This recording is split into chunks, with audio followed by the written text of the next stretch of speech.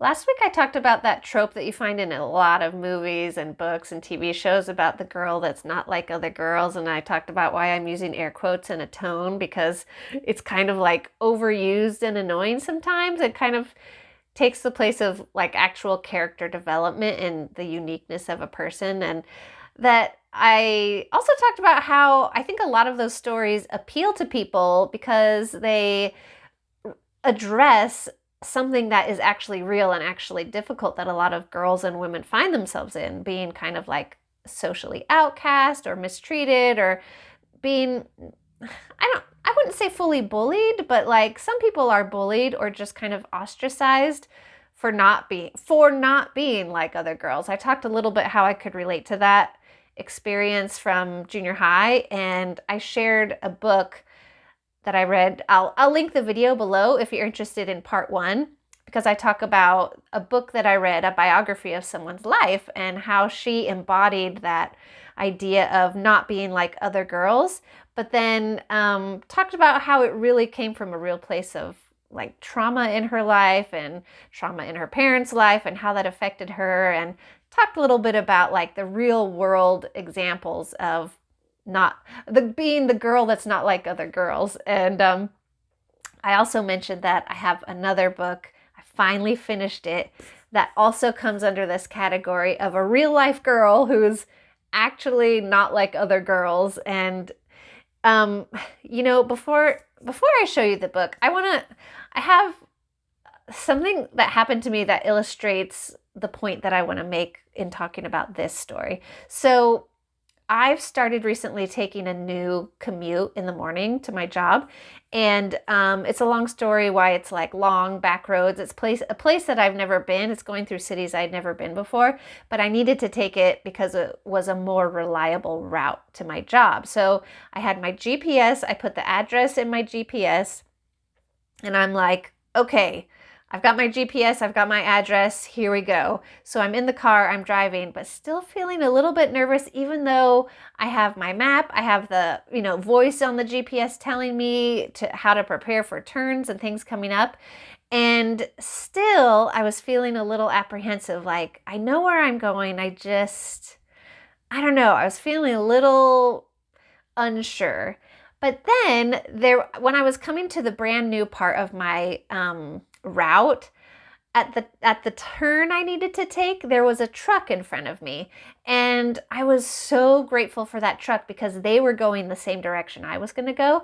And you know how like at some lights, like when you turn, you're like, where do we go? And where, like it can be not always very clear. But I was realizing that I was feeling really grateful for and connected to this truck that was in front of me.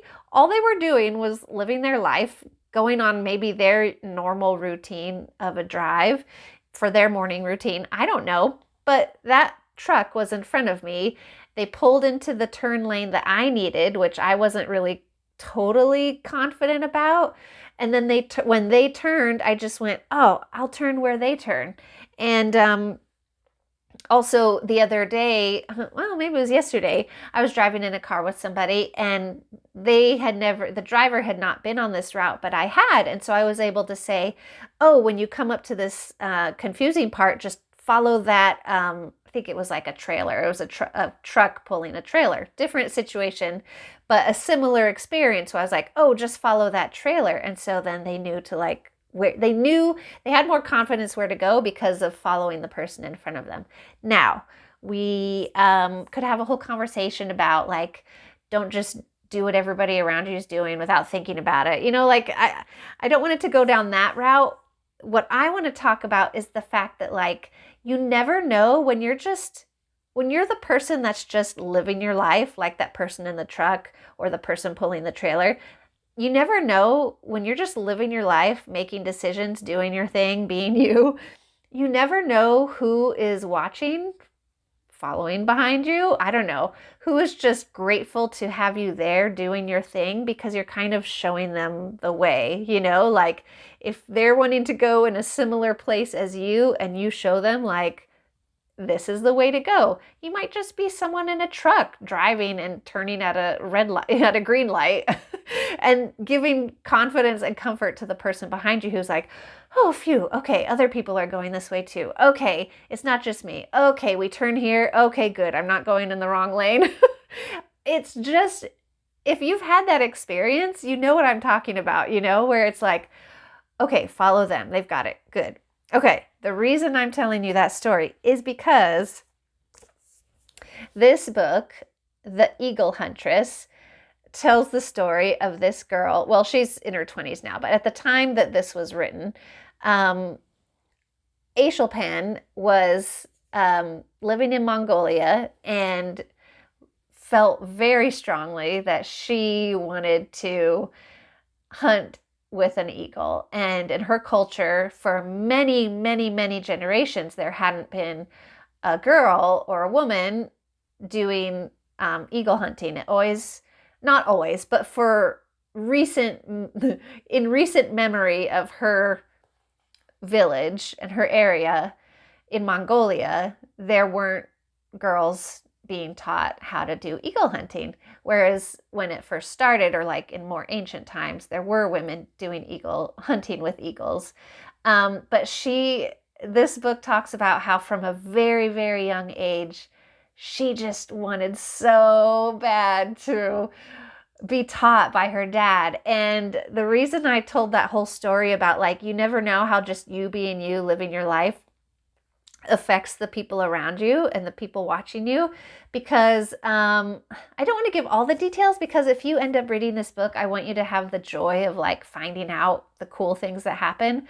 But what I do want to say is her story is so inspiring because by her getting to be an eagle huntress and doing things that hadn't been done, that took a lot of courage and, like going against expectations and having to get through like being teased, laughed at, made fun of, looked down on, and persevering and just doing it anyway, she inspired, even just within a year or the next few years, other girls to do exactly what she was doing. And now it's becoming a little bit more common for girls and women to be taught from their fathers how to do hunting with eagles. So this story is for you if you want like a really real life, meaningful example of a girl who's not like other girls.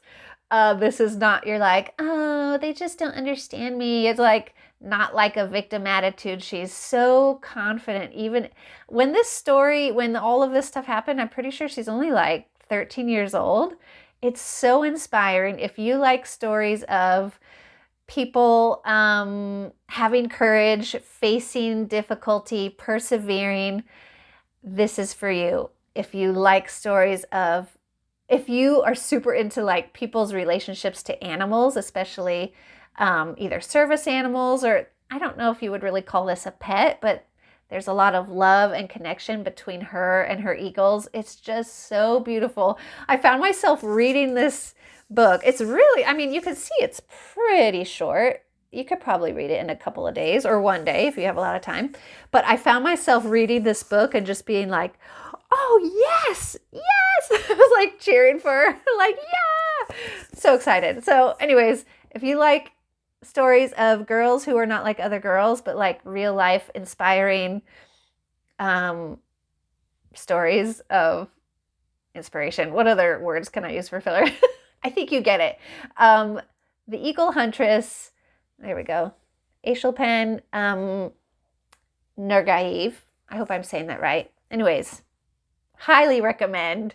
And also what I wanted to say for this video is my takeaway from this is not just like excitement and happiness for her and what she got to accomplish and has accomplished so far in her life, but also just the fact that like, you just never know. If you feel like you don't make a difference, or does what you do matter, you don't have to do huge, giant, culture-changing things to make a difference to other people. Like I said, that person who was just living their life and driving in a truck and they happened to be on the same path as me last week, I felt comforted and reassured just because that person was in front of me. Like, you could just be driving in your car, making a difference. My drive was much more peaceful because that truck was in front of me, showing me where to turn.